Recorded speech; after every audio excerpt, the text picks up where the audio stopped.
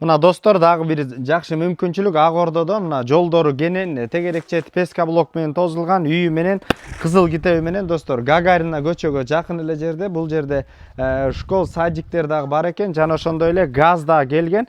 Бир эле подключение кылып алсыздар, $78.000 чыкты. Дагы сүйлөшүү жолдору болот.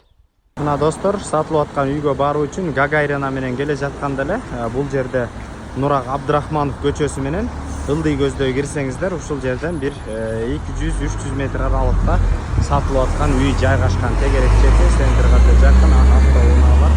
Бул жерде автобустар каттамдары бар.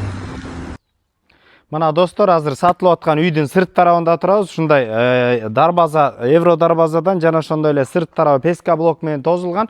Участок размерин ала турган болсок, көчө тарабы 17 жана ошондой эле ичи узундугу 26 метр, 4-2 сотук. Мына Кызыл Китеби менен документтери даяр. Анда эмесе достор, ичин да көрсөтөбүз.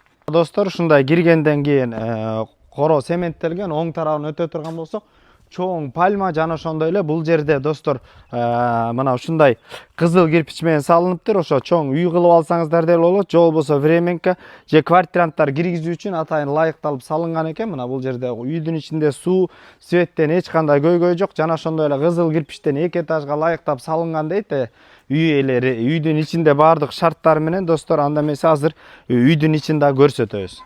Достор, анда эмесе үйдүн ичине киребиз. Үйдүн ичине киргенден кийин ушундай баардык шарттары бар. Кухня, сол тарапта достор бир спальный жайгашкан. Достор, мына терезелер пластиковый.